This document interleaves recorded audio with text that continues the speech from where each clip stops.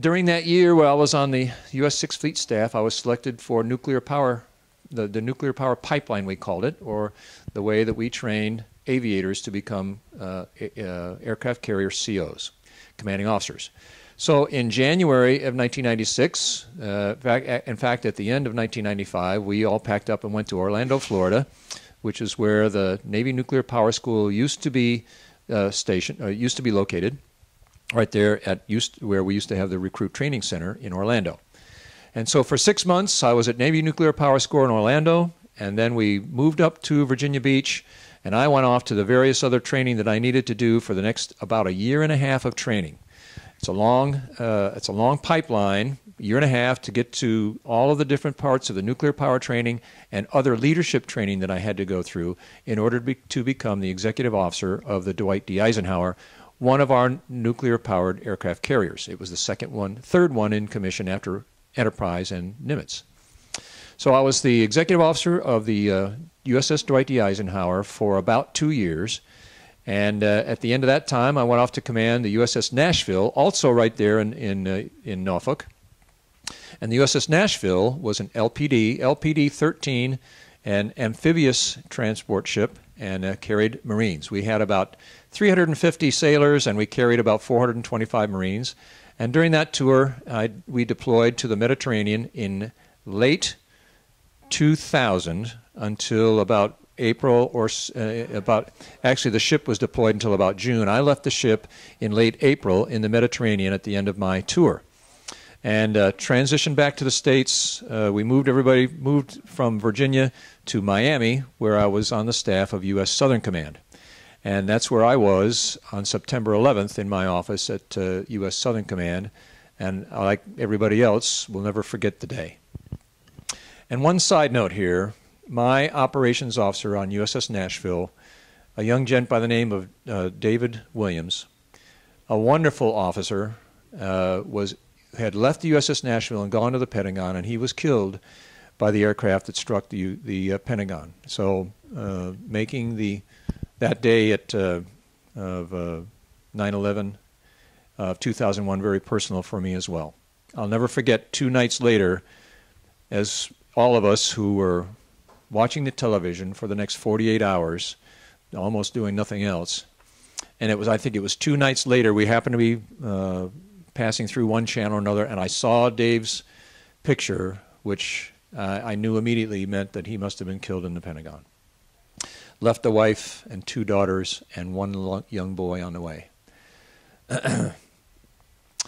And so during that tour at U.S. Southern Command, I was in charge of supporting counter-drug forces in the Caribbean and in Colombia.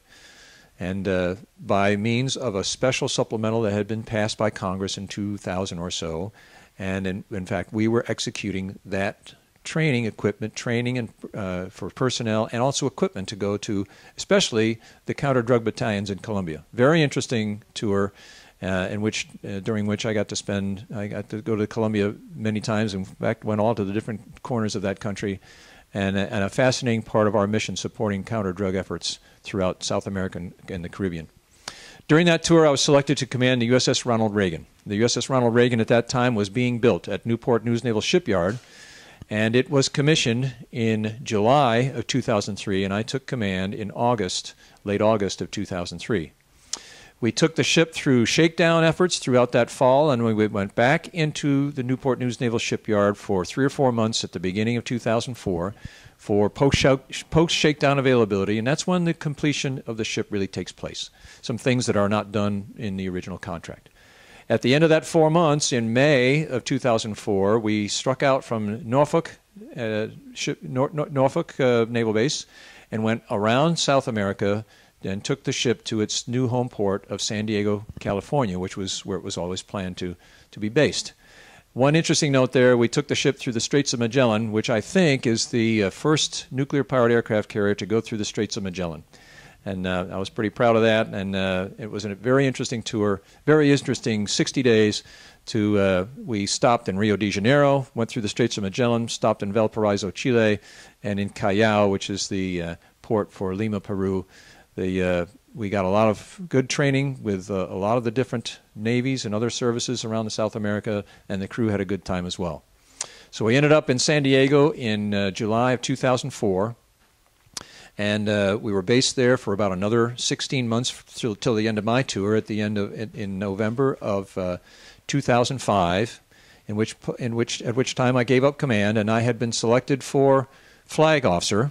And so my first tour as a flag officer was for about a year and a half on the Chief of Naval Operations staff in Washington, D.C. Had never been to D.C., and I was the head of all of our environmental readiness programs, code N45, on the Chief of Naval Operations staff. A very interesting tour in which I learned about all of the different efforts that the Navy takes to minimize our effect on the environment around us. And so that was for about a year and a half. And so in the middle of 2007, I transitioned to my last tour in the Navy, which was as commander of Navy Region Northwest. And so back to the Northwest, and so now the commanding officer of Naval Air Station Whidbey Island, where I grew up in the Navy and spent a lot of time, was now my direct report, along with the commanding officer of Naval Station Everett and Naval Base Kitsap. And Naval Base Kitsap was the combination of Bremerton, where our largest West Coast naval shipyard is, and Bangor, where the West Coast Trident missile submarines are based on the Hood Canal.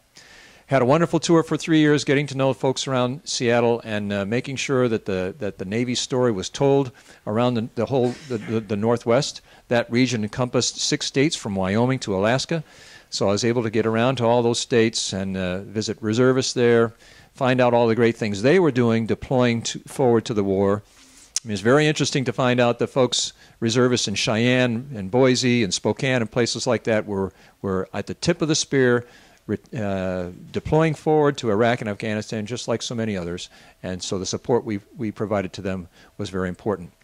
So that's where we ended our career. My retirement was in the same hangar where I reported as an ensign in 1976. And a great send-off, and following that, the end of our 35-year career, my wife and I settled down here to Arizona, and where we now enjoy life. And we both agree that however we got there, and it's like with many folks, it's sort of well, let's do this for an adventure for a while. Don't know where we're going or what we're doing. We'll probably do this for just a few years. And it ended up being 35, and we both agree we wouldn't have changed a single day of any of it. It was a wonderful adventure in which we got to see so many different places. We got to meet wonderful people who we worked for, worked with, and who worked for us, and we wouldn't have changed any of it.